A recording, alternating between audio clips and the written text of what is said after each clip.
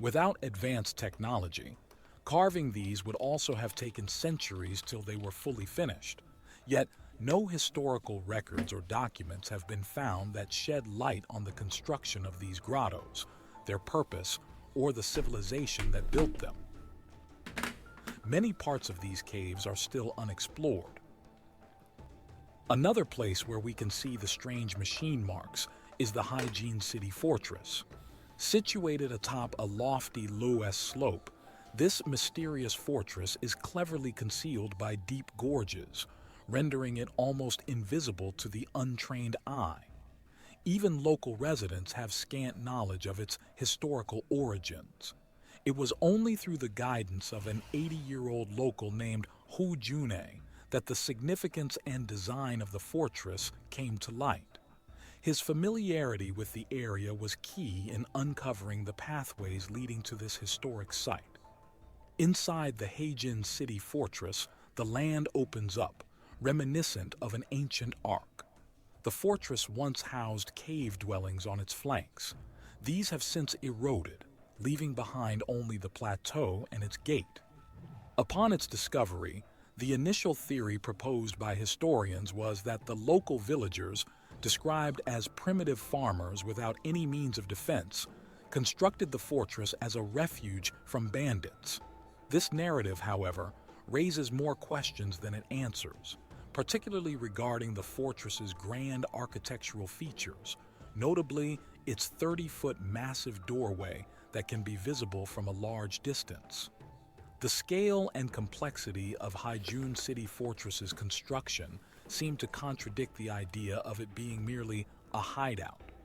Like with the previous caves we discussed, the cave in Hygiene is also not formed by nature but carved meticulously from the rock. Judging by the marks, it was most likely carved with the same technology used in the other caves. Another mysterious place is the Guyaju Caves, often referred to as China's largest cliff dwelling. Discovered in 1984, this extensive cave complex comprises 117 caves and 350 chambers, sprawling across 25 acres or 100,000 square meters, making it a monumental testament to ancient ingenuity and craftsmanship. Located about 50 miles northwest of Beijing, the Guyaju Caves are hewn from solid granite, a feat that underscores the advanced technical skills and persistent labor of their creators. On the surface of the granite, we can see once again the exact same marks found in other megalithic structures. The mystery deepens with the absence of datable archaeological evidence and the lack of historical records mentioning the site, leaving experts puzzled about the origins, purpose, and the people behind this architectural marvel. The Guyaju Caves resemble a honeycomb of rock-cut chambers, organized into what appears to be two distinct village clusters. The design of these chambers, varying from square and rectangular to circular shapes, with single to multiple rooms across different levels, mirrors the cave dwellings found in regions like Turkey, Italy, and Spain. The presence of doorways, windows, king bed stoves, flues, lampstands, family and and my friends and my all staff. carved from Only say stone, this, illustrates we have a worked high hard. level of domestic We've left it sophistication. all, as the athletes The would say, we've architectural left it all in the design field. also incorporates We don't have advanced to drainage systems, highlighting the We don't builder's have to come and understanding say, of we'll never environmental say in management and a sustainable month living. when we're sitting The in structural Florida, dimensions of we're the caves, not going to be looking with at each other and consistent saying, wall you know, if we thickness only and worked a varied little bit chamber harder, you sizes, can't work along harder. with the compact I layout will resembling always fight for multi-story you. buildings, I demonstrate will be advanced watching, I will be architectural listening, and engineering and capabilities. I will tell The you site that had stone the future staircases, of this country ladders, has and never bridges, been better. while the roofs had chiseled slots on them to collect rainwater. The Guantanazzi, or Golden Temple, the largest structure within the complex, Yo, is you gave a particularly gift sub, noteworthy. Greg? Get out of here, Consisting bro. What of up, man? 8 chambered rooms over 2 floors, The it contains finely carved lovely stone Greg. pillars, Thanks, a bro. large central bed, Thank you, man. and I stone wasn't even furniture, hearing you leading subscribe. some to believe it was the Bro. residence of the community's leader or a place Oh, of man, worship. how are you, Greg? How are you, bro? Despite over 3 decades of I was literally protection just and thinking about study you, since their discovery, yesterday. the origins, Selling your purpose, little and jacket. ultimate fate of the Sorry to Guyaju dox you. Caves inhabitants I'm gonna remain start a lifting now. mystery. Oh, you the Archaeological Scotty's estimations V, date the bro. site to between 1,000 Sorry, and is it too 2,000 loud? years ago, but these are Yeah, it might be too speculative, loud. and many believe the Thank you, site is Greg. much more ancient. Thank you, man. Appreciate it Judging a lot. by How are you, all dude? of Hope these everything's good, man. sophisticated structures, we can agree that there was some Yo, I kind appreciate of that a lost lot, man. civilization that lived in China thousands of years ago. But are there any other clues left by this mysterious culture? Thanks, bro. In 1986, construction workers in the city Anything of you want to watch in Guanghan particular, or stumbled you just upon want to an learn? archaeological marvel that unveiled the remnants of a long-lost civilization. The discovery of 2 sacrificial pits brimming with hundreds of artifacts, including bronze and gold masks, statues, Unless it was figurines, Toad. and exquisite marble and jade items, marked a This might be significant Toad. breakthrough in the study of ancient Chinese even history. know.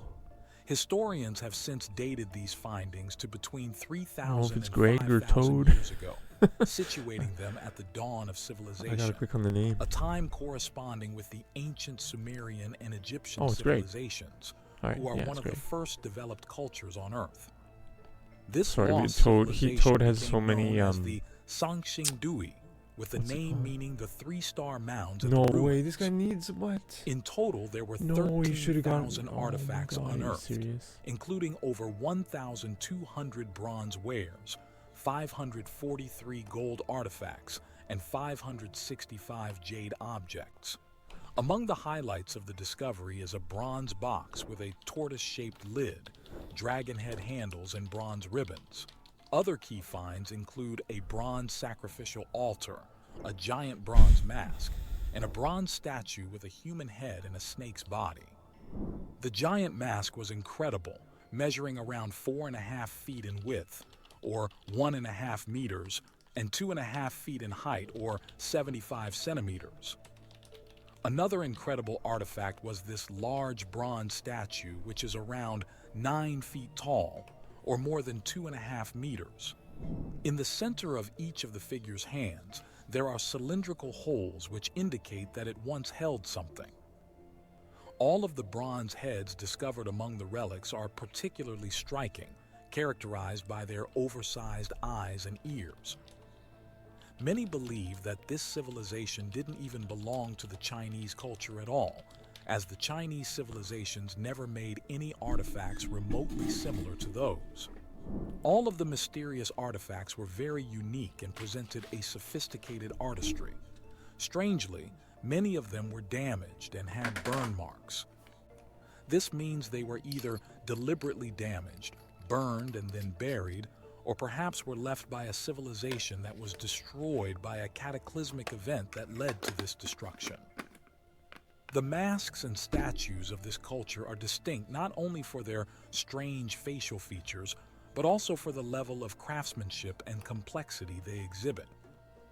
To create such detailed and exquisite artifacts, you had to be advanced in metallurgical skills, which is quite astonishing for a civilization that existed at least 5,000 years ago. Whoever these people were, their abrupt disappearance remains one of the greatest historical enigmas. But perhaps the greatest mystery of all are the pyramids that can be found all across China. The Chinese pyramids, concealed for centuries, remain relatively unknown globally, including within China. These ancient structures dot China's central plains and deserts, predominantly in Shanxi province. Yet the Chinese Communist government has imposed strict prohibitions on excavating and even visiting these ancient edifices. The local farmers living near the pyramids are encouraged to plant trees on the pyramids to conceal them. With over 200 pyramids discovered, their true purpose and origin remain a complete mystery, obscured not only by physical barriers, but also by governmental restrictions. The first recorded mention of these pyramids in the West dates back to 1912, when travel agent Fred Meyer Schroeder reported their existence, noting that there are massive pyramids there. However, it wasn't until the mid-20th century that these structures gained significant attention. During World War II, American pilot James Gaussman flew over the area and captured photographs of these structures. But it wasn't until the advent of satellite imagery that we were able to understand the true scale and number of these Chinese pyramids. Similar to pyramids elsewhere in the globe, the Chinese pyramids are precisely oriented, with their corners perfectly aligned to Earth's cardinal directions. In terms of astronomy, they are slightly misaligned from the Gemini constellation, aligning almost exactly during the spring equinox several millennia ago. This slight deviation of 14 degrees can be explained by the axial precession of the Earth, a phenomenon where the planet's axis slowly wobbles, completing a full cycle approximately every 25,700 years. This means that these pyramids could be tens of thousands of years old. Another incredible similarity and cosmic alignment can be found when you compare the layout of the pyramid complex of Teotihuacan in Mexico with the Giza complex in Egypt and with the Xi'an pyramid complex in China. All three sites are structured in almost the exact same way and mirror the Orion constellation. How is this possible, considering all three of them are on different continents, separated by thousands of miles? Moreover, all three pyramid complexes are aligned in a near straight line, having the same orientation. Was this just a coincidence, or is there more to the story? The remarkable presence of Chinese pyramids, particularly the colossal Great White Pyramid located in the valley of Shaanxi Province, is considered by many the largest pyramid in the world. It's twice the size of the Great Pyramid of Giza, with a height of around 1,000 feet or 300 meters. This means that the construction of this gigantic pyramid would require no less than 50 million tons of stone. Some have linked the extensive network of caves discussed earlier with the massive pyramids in the area. As we discussed before, the stone extracted from all of these caves was never found anywhere in the area. This situation leads to speculation that the large amount of stone taken from these caves might have been employed in building the numerous pyramids throughout China, specifically the Great White Pyramid. Additionally, the gigantic stones extracted from the Yangshan quarry could also have been used for the construction of all of these pyramids. The most famous site in China, the Terracotta Army, is also built right at the edge of a massive pyramid that is still unexcavated. Discovered in 1974 by local farmers digging a well, the Terracotta Army encompasses more than 8,000 soldiers, along with chariots, horses, officials, acrobats, strongmen, and musicians, each with unique facial features and expressions, suggesting they were modeled after real individuals. The figures are life-sized and were originally painted, although much of the paint has flaked away over the centuries. The Terracotta Army was part of a larger necropolis designed to mirror the urban plain of the capital city and served to protect the Emperor Qin Shi Huang in the afterlife. Qin Shi Huang is the first emperor of China who founded the Qin dynasty. He was a monumental figure in Chinese history, known for his conquests that united China, the construction of the Great Wall, and the standardization of the monetary and legal systems. Entombed for over 2,000 years, the Terracotta Army form a massive underground mausoleum, the construction of which involved 700,000 workers and artisans over several decades. The site was a 4-layered subterranean city, at the center of which lies one of China's greatest mysteries, the Emperor's burial mound, which has not yet been excavated due to high levels of mercury. Archaeologists believe that beneath this mound lies a chamber with Qin Shi Huang's remains, surrounded by a miniature cosmic model. The tomb is thought to replicate the universe, with the ceiling representing the night sky, adorned with pearls as stars, and the ground mimicking the landscape of China, where flowing mercury symbolizes the rivers. Considering how fascinating this site is, just imagine what secrets could be found inside the pyramid adjacent to it, which is most likely thousands of years older than the terracotta army itself. Within the pyramid is a lake of mercury, that there are mechanical devices in there which will fire arrows at you if you go in. That there's a whole story about how intensely protected it is, and up to this day it's not been excavated. The mystery surrounding the Chinese pyramids extends far back in history, with documented references to these structures dating back to the early 17th century. Notably, a Roman Jesuit, whose observations have been preserved in various historical accounts, penned some of the earliest Western descriptions of these remarkable constructions. However, it was Joseph de Guigne, a renowned French Orientalist and sinologist in the 18th century, who significantly contributed to the discourse with his provocative theory.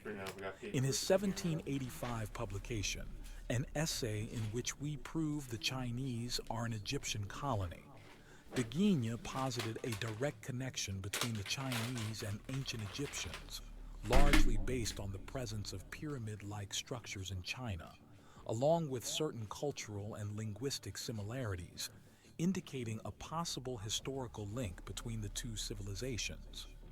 But the architectural features of these structures do not resemble just the pyramids in Egypt, but those in South America. There's an interesting site known as the Guanlin Temple, located near Luoyang in the Henan province. This site is steeped in history and reverence, primarily known as the Tomb and Memorial Complex for Guan Yu, a famous general in Chinese folklore and history.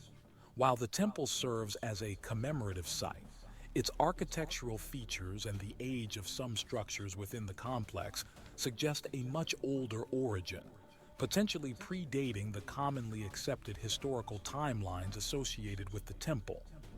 Many believe the ancient Chinese used this structure as a tomb, the same way as the ancient Egyptians used various ancient sites in Egypt, although they were not their true architects, as these sites were way too advanced for their bronze tools and knowledge. The tomb of the general, located in Jian, Jilin province in China, is part of the Goguryeo Tombs complex. This pyramid structure was most likely thousands of years older than the Goguryeo kingdom, which used the pyramid as a tomb, although they didn't construct it. The pyramid shape of the tomb of the general represents a unique architectural style in East Asia, distinct from the more rounded burial mounds commonly found in other parts of China and Korea. Curiously, this pyramid has a broad base that narrows towards the top, very similar to the Mesoamerican pyramids built by civilizations like the Aztecs and Mayans. The similarities are intriguing from a comparative perspective because their builders were believed to have developed independently on the opposite sides of the world. These similarities are not just superficial. They extend to the engineering techniques, the orientation and alignment with astronomical events, and the multi-tiered design that is characteristic of many pyramid structures around the world. The idea that such architectural and engineering concepts could span across continents and cultures suggests a potential exchange of knowledge or a common architectural lineage that has yet to be fully understood. Curiously, all across the world, there are ancient stories about mythical figures that visited our ancestors and gave them advanced knowledge and technology, kickstarting their civilization. In Mesopotamian mythology, the Apkallu were 7 sages sent by the god Enki to teach humanity various arts of civilization, including writing, law, temple building, and agriculture. In Mesoamerican cultures, particularly among the Aztecs and Toltecs, there's Quetzalcoatl, a provider of agricultural knowledge who taught the ancient people the use of metalwork, the calendar, and the cultivation of maize. In Egyptian mythology, there was Thoth, a deity who gave the Egyptians writing in the form of hieroglyphics, together with various other advanced knowledge, boosting their civilization significantly. Many researchers, like Graham Hancock, believe these beings were survivors of an ancient cataclysm that destroyed the advanced civilization that constructed all of these massive megalithic monuments across the globe. These survivors then spread across the world and gave knowledge to the primitive hunter-gatherer societies. Interestingly, in Chinese mythology, we can find a similar figure. The Yellow Emperor, Wang Di, is a mythic figure in Chinese history that is often regarded as the progenitor of Chinese civilization. His contributions to the fabric of Chinese culture are immense, ranging from the creation of traditional Chinese medicine, including acupuncture, to the introduction of wooden houses, the bow and arrow, bronze coins, and a written language. The knowledge and technologies he gave to the ancient people were so immense that he became known as the founder of Chinese civilization. Comparing the Yellow Emperor with other civilizational bringers all across the world, one can discern a pattern where these figures are often credited with introducing critical advancements to society. All of this would essentially mean that the advanced megastructures found all across China were the works of a far more ancient civilization, a civilization lost to time and missing from our history books. One of the more controversial discoveries in China are the so-called Baigong pipes. The enigma of Mount Baigong's mysterious pipes remains one of the unresolved mysteries of the past decade. In 1996, a research expedition found around 24 pipes with diameters ranging from 1 to 50 inches, or 2 to 40 centimeters, embedded in the rock formations, suggesting an intricate man-made structure. These perplexing objects have sparked widespread media attention but have yet to be scrutinized by rigorous scientific study. Theories about their origins are abundant and varied, with suggestions ranging from an ancient water system to an advanced lake drainage mechanism. Chemical analysis of the pipes indicated a high content of iron oxide, alongside significant amounts of silicon dioxide and calcium oxide. Remarkably, the artifacts were estimated to be over 5,000 years old, predating the known advent of iron smelting in China.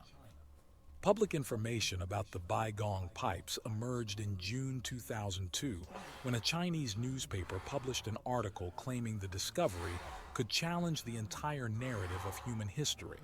Following this, other publications sensationalized the pipes as remnants of technologically advanced structures, captivating public interest. During a search for dinosaur fossils near Mount Baigong, a group of American scientists encountered several caves containing more peculiar objects. Among these were 2 rusty iron pipes, each about 40 centimeters, approximately 16 inches, in diameter. One pipe seemed to stretch from the mountain's peak into the cave, while the other descended from the cave's floor, suggesting they were part of an ancient system or mechanism. Of the 3 caves identified, 2 had collapsed, obscuring their contents. Later investigations in the area revealed additional pipes, approximately 12, with diameters ranging from 2 to 5 centimeters, roughly 1 to 2 inches, suggesting a complex and extensive network. Observers have noted that the pipes are complexly interconnected, suggesting their creators possessed highly advanced technology. These pipes were found near Lake Tosan, about 80 meters or 260 feet from Mount Baigong, with sizes ranging from a few centimeters to as thin as a few millimeters, similar to a toothpick. Some of these pipes were embedded in the lake's bottom or protruding above its surface. Despite their discovery, they have yet to attract significant scientific scrutiny and are seldom mentioned in academic circles. Among the conjectures is the idea that the pipes are part of an ancient water management system, possibly linked to a pyramid-like structure which is speculated to have stood 50 to 60 meters, or around 200 feet tall on the mountain, featuring triangular shafts and wells leading down its sides. This hypothetical pyramid is thought to have channeled water from Lake Tosan through the complex network of pipes. Serious discussion about the origins of the Baigong pipes necessitates a detailed chemical examination. One of the few to conduct such an analysis is Chinese scientist Liu Shaolin, who found that the pipes mainly consist of iron oxides, calcium, and silicon, with about 8% of the materials unidentified. Liu's research suggests that the pipes might be calcite formations or pseudomorphs, where minerals replace organic matter like wood roots over time, akin to the fossilization process. This theory is supported by atomic spectroscopy studies in 2003, which detected organic compounds and growth rings, indicating the pipes are natural formations, not artifacts of advanced technology. Despite these findings, the mystery deepened when, in 2007, the Chinese Seismological Bureau reported significant radioactivity in some pipes, adding another layer of intrigue. If the pipes are really natural formations, why would they have radioactive properties? The complete story of the Baigong pipes remains partially told, with their precise nature and origin still awaiting further exploration and scientific inquiry. Although it's most likely that the so-called pipes are actually just natural formations, created by ancient trees that fell down and were calcified and fossilized, we still know for certain that the Yangshan quarry with its gigantic stone block, the cave networks carved with advanced technology, and all the hundreds of pyramids scattered across China are all man-made constructions. All of these megastructures alone are enough for us to conclude that there really was an advanced ancient civilization that resided in what is now China. Who this civilization was still remains a mystery. If you want to dive into a journey of advanced lost technology and sophisticated sudden disappearance, unravel the mysteries of this unknown mystery. The methods used to cut and massive stone block at the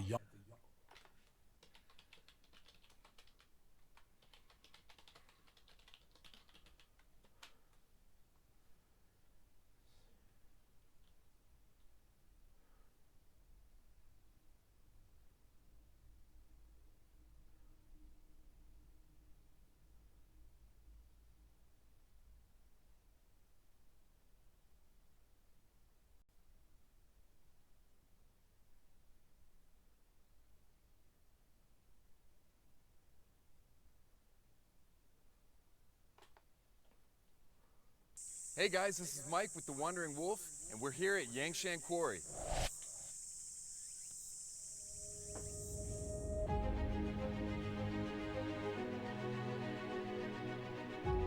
Should we try autoplay? We'll try autoplay. We'll try it. We'll try it.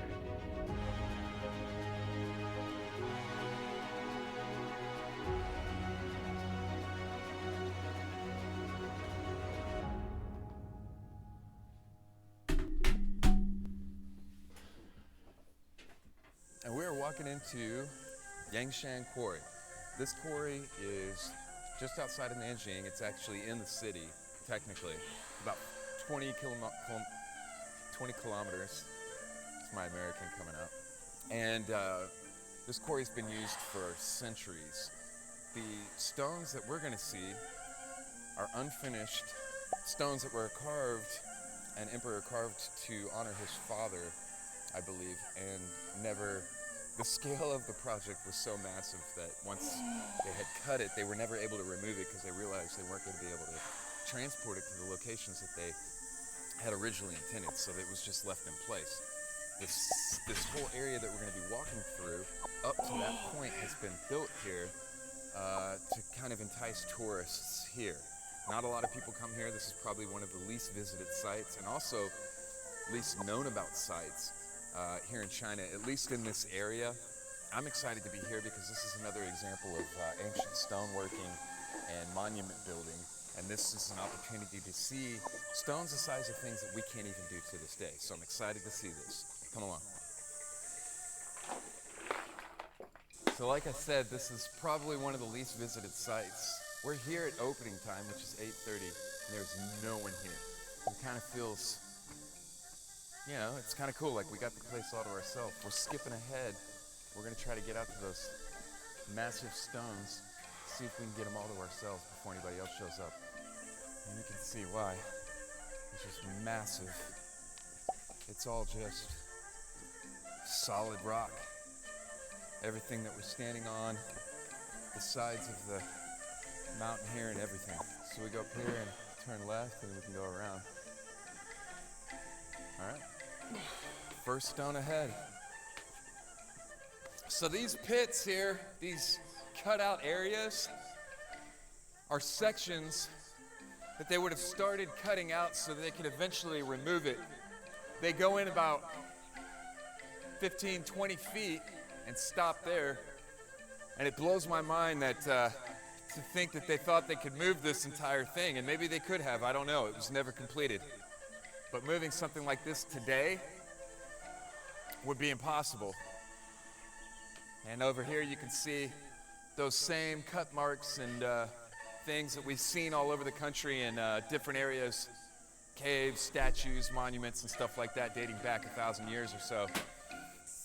Wow, this is really cool. While smaller, this one's much more clearly defined in terms of the cuts and the shape.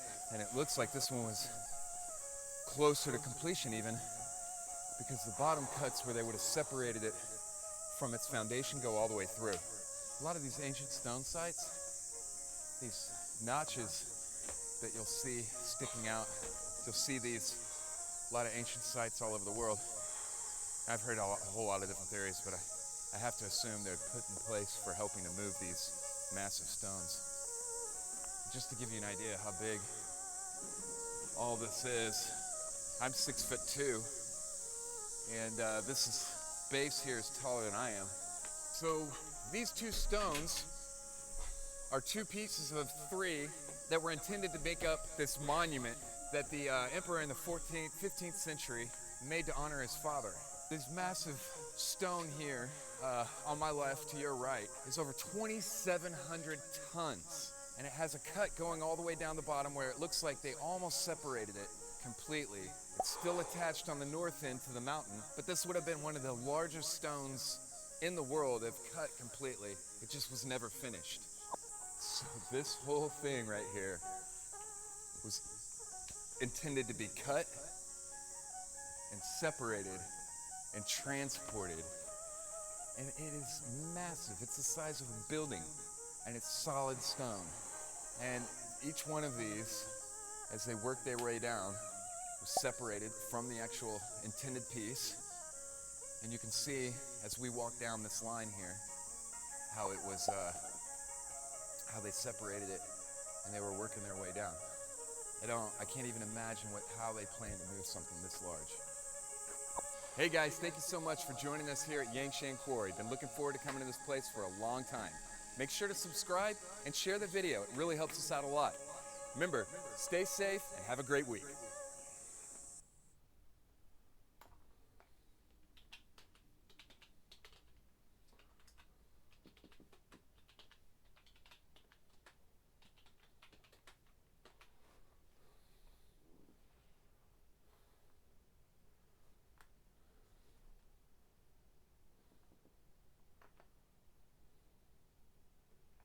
Behind me, guys, is the Kalasa Temple here at the impressive site of Ellora Caves. There are 34 caves here, but this is the most distinguishable cave, the ginormous Kalasa Temple. And today we're going to go in and take an in-depth look at this temple and see whether it really is carved from the rock as they say it is, or is there some remnants of geopolymer. Let's get in and take a little look. You can see here almost two different types of rock, which makes it interesting. And also the statues, they actually look as though they've had a chemical substance poured on. Erosion of some sort, maybe to deface it. And there's actually some interesting blockworks there, is that? I can see blockwork. The official narrative tells us that this temple is carved into the rock. It's all one piece, and that is what makes it so impressive. But there is such a thing as geopolymer, which is casting of stones. My opinion at this moment in time, because I've been in here before, is that this isn't geopolymer. This is carving of rock, which makes it so impressive.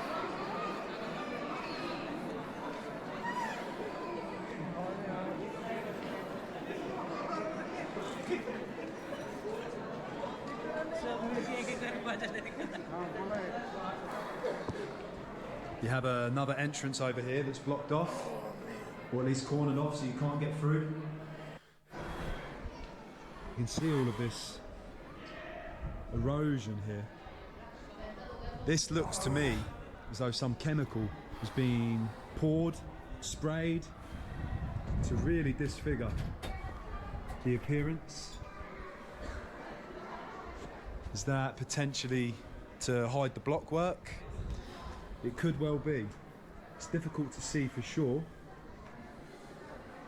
but it definitely has been a chemical of some sort.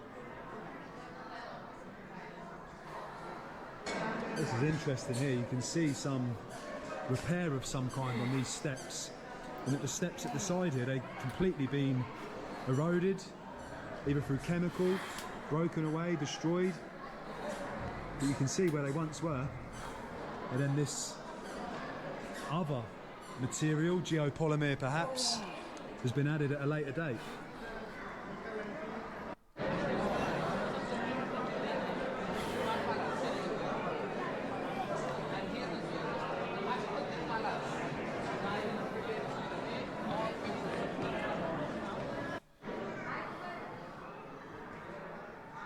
And then you see parts like this, and it doesn't appear to be blockwork. It appears to be the same continuous rock carvings throughout.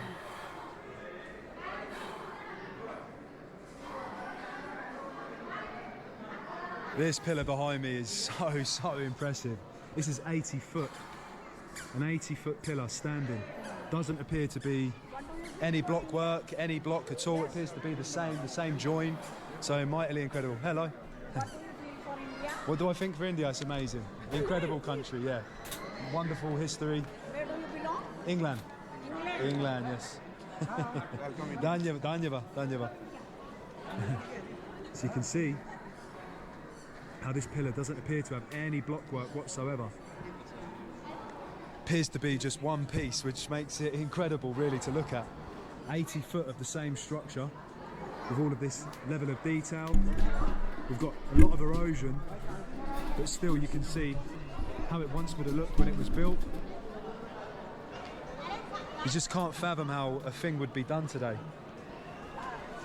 I'm not even sure they could replicate such a structure even if they tried.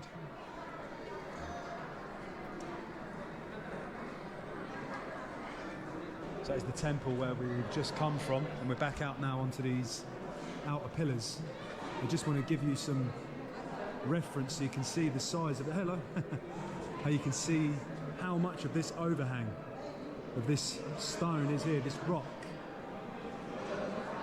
Really you have to be here to see the scale of things, the scope of it, but it's enormous. It's enormous, and this is what baffles me as to being geopolymer. It doesn't feel like that simply because of all of this. What has gone on here?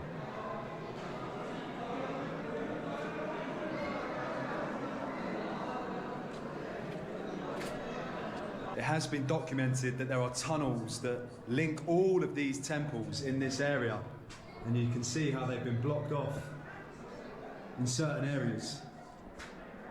The builders of this temple, would they really build a passageway where you needed to crouch down like this just to get out to a vantage point? I don't think so.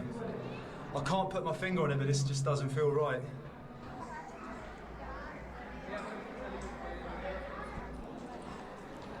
The carvings are just incredible, truly they are.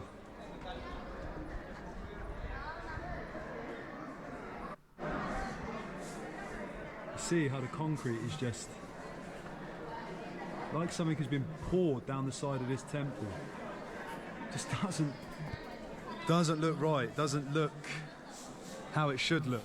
I'm going to get you into the shade here so you can see what I mean. You see this overhang? And the official narrative is that this was carved into the rock, scooped. This is all the same piece of blockwork that you see here. Now, for that to be the case, it would have to be some form of technology that we're not aware of, because you just simply cannot carve into granite rock in one piece like this, scooping it away. 400,000 tons of granite were scooped from this area, and they don't know where it is. They don't know where it was placed, where it was put, because it's nowhere to be seen. So not only did they take the rock away, they made it disappear, which is truly incredible.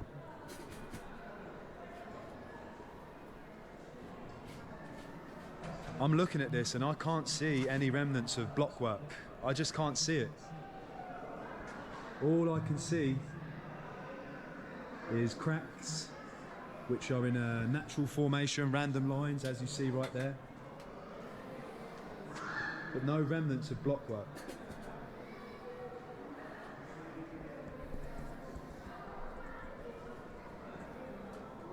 Unless it has been poured in sections. That's the only thing I can think of at this moment in time. Whether it's been poured in layers.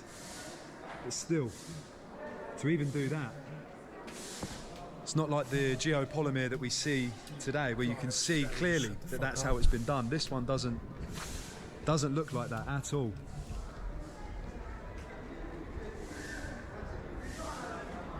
Just here, you think you see remnants of blockwork with a line, but then it finishes. It doesn't go all the way through, which throws me off, thinking that it is blockwork.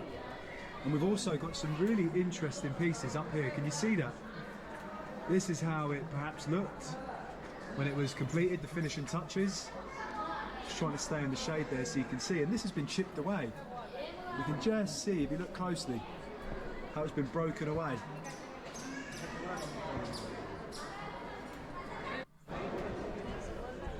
Which again, if this is like an outside rendering, something covering, then you would expect the underneath to be showing you lots of evidence of blockwork, because they wouldn't need to worry about hiding the blockwork, because this would be covering it. But you don't find that. You only find small examples of it perhaps being the blockwork, and the rest of it looks as though it is the same, just one straight piece, one solid piece of rock, carved. This is just incredible. These are interesting, like handles. Perhaps that's where it was placed. There are a few of them. You can see another one there and another one there. But then that's it. I don't see any more. We've got some more on the lower levels actually. Another one, and they go all the way around on the lower level. But the levels above that, I can't see any more.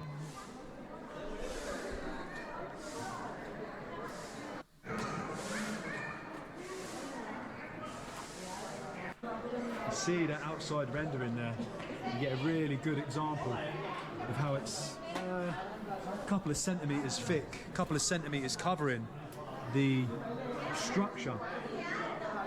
Again, if they were to cover it with render, they wouldn't be so worried about hiding the blockwork lines, but there just is no blockwork lines. I'm struggling to find them, and any ones that I do see, they could easily be attributed to just being cracks. Natural cracks. There are lots of cracks all over this site, and you can see where they've tried to repair such things. There you have one enormous one right there, uneven, unnatural, nothing running in straight lines. Some good examples of the render, the finishing product on the outer surface. So somebody clearly has gone to detail to make this disappear. I don't see how that would just all be erosion, how the whole site has lost this outer stone. I think some chemical has been used in some capacity, which leads me to suspect again that there's been a cover-up here of some sort. I'm not entirely too sure why or what for. But deliberate damage has certainly taken place here. Is that evidence of blockwork? but when you get high, you don't see any evidence. This really is a strange place. Wondering how you could do such a thing without it being block work, without it being poured.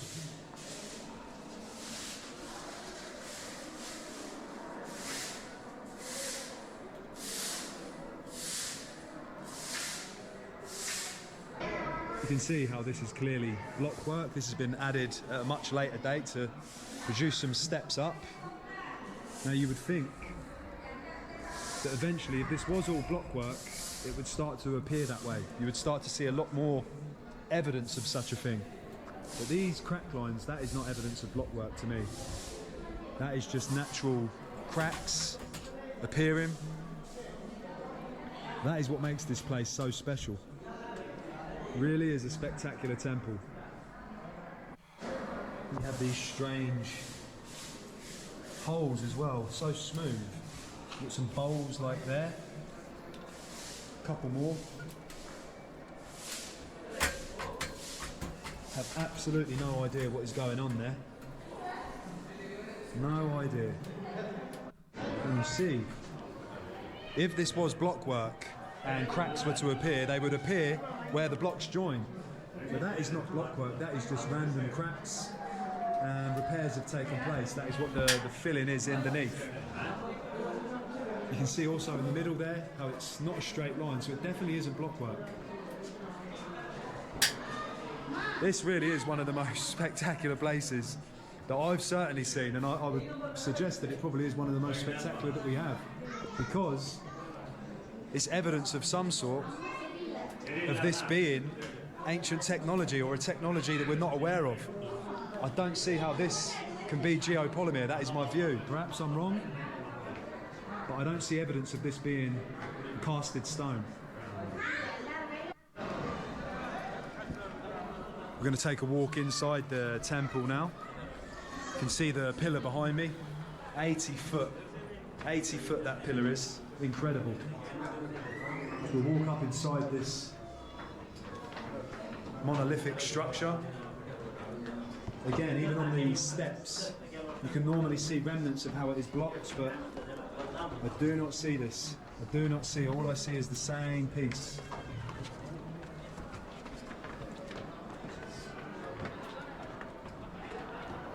To think there are 34 temples at this site. Truly astounding. Wow.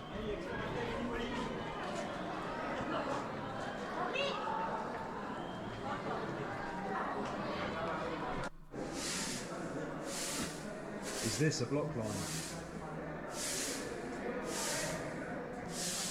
But then from there, it's not a straight line. It looks as though it's just a crack that has appeared and some attempt of repair has taken place. Same with it here. So it's not straight. So I don't know, you see parts that make you think you can see block work, but then the majority of this, it doesn't look that way to me. That is what I'm seeing right now. This is what I think looking at this. Whoever destroyed this bridge that was connected to these pillars, because they took the support out the way, they built these blockwork ones at a much later date, just to make sure that it didn't fall, even though I don't think it would have fell anyway. This is super strong. But that is what they've done, and they built the steps up so that you could get up to this level.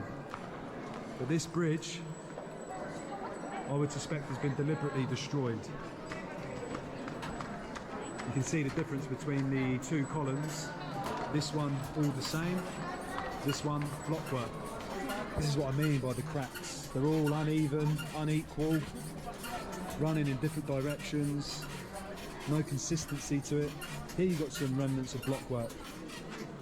There we do have some blockwork right there on those steps. But the top level, this just appears to be one.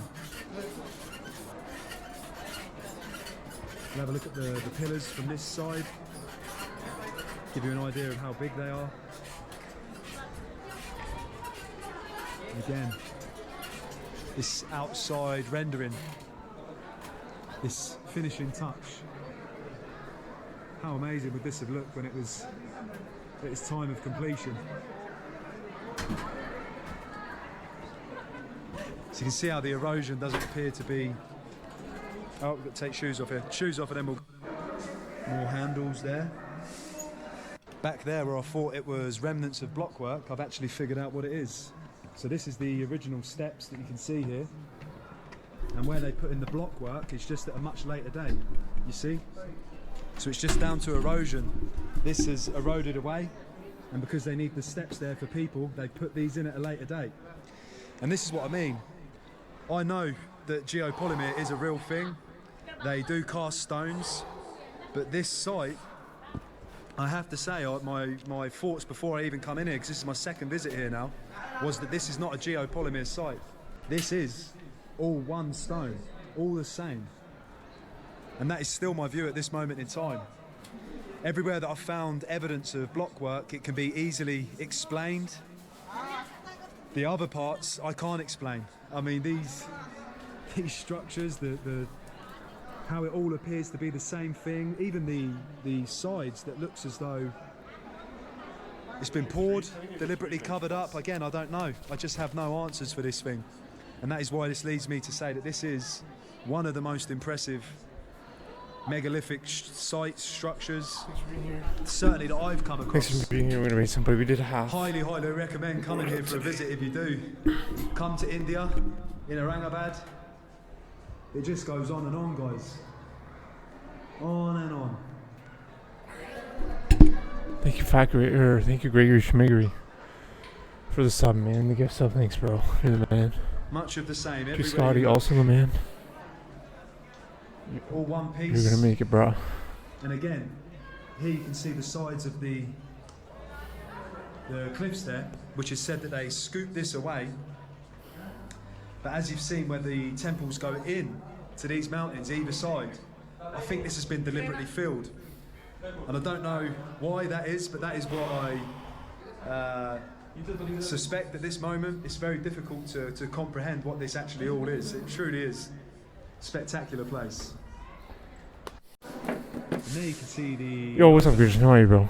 I'm about to sign off, though. The mountain. This is where they've scooped it away man. from. I'm It really doesn't about to make any sign sense off at all at the when you end think of that. Look at it. of the Look how stream. far it overhangs from underneath there. How did that get there? Why is it there? Is it an attempt to cover this place up? Huh. So many questions and very little answers. In the afterlife? Why? No, in the current life. Same line. going all the No, way I think up you the meant, side like, here. Jesus. And as you can see, it's not straight. It is not straight at all. So I would have to say that that's a crack. That is what my eyes are telling me. But they're just crack lines. It's not evidence of blockwork. Yeah, I'm gonna read dynamics. Like scratch marks almost on the pillars. What? Why? You see lots of that.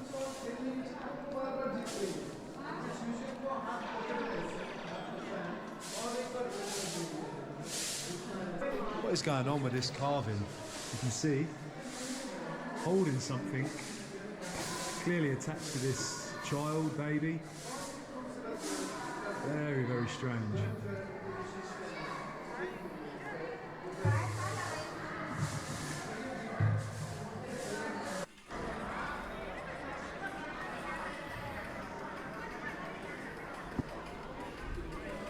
You look at this and you think, is it melted?